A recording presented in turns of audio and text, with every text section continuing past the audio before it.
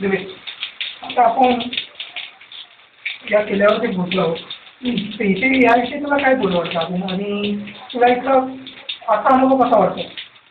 आजोबा अनुभव तसा बरा होता, पण नेहमीचे मित्र बरोबर नव्हते, दिगंबर योगेश, त्यामुळं थोडी जरा मजा कमी आली.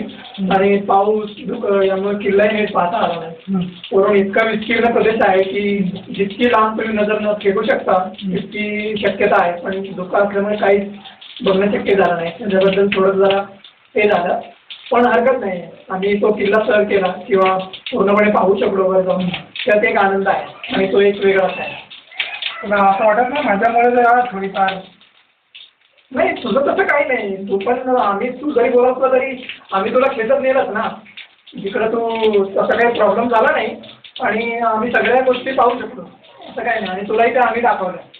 बरोबर आहे, पण मला ते करण्यापेक्षा काय जरा बरं वाटलं मला. बरे आपण जे लवकर पॅकअप केलं, पण रिअली मस्त, मतलब खरोखर मस्त वाटलं एकदम. एन्जॉय झालं थोडक्यामध्ये, तिघांमध्ये पण मला बरं वाटलं मला. असं मला जाणवत नाही की जास्त मुलं आपल्याशिवाय एन्जॉय होती म्हणून.